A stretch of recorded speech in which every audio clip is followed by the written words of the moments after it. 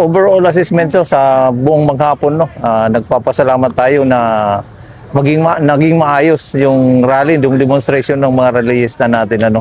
Saka papasalamat tayo sa mga tropa natin na deploy dito. Imagine coming from different districts, no, umabot tayo ng 6,000, no. Ang bili naman ng ano natin ng DILG secretary kahit di chief PNP, exercise maximum tolerance, no, at saka professionalism sa sa duty natin.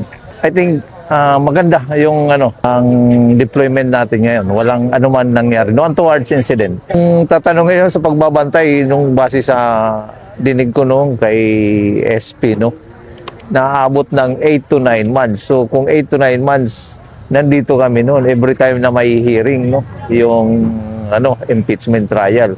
So mayroon tayong deployment dito, no.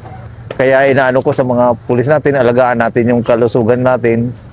Kasi araw-araw tayo nandito during impeachment trial sa starting Monday, Tuesday, and Wednesday.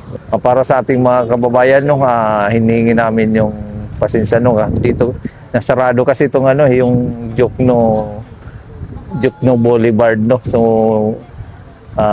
anyway, na mayroon naman nag-a-assist sila sa kalsada na may rerouting. Pasensya na sa abala kung sa ganun, no. At saka sa mga sumasali sa rally, maging mahinahon lang tayo, no. Inaayaan naman namin kayo na magpahayag ng mga saloobin nyo.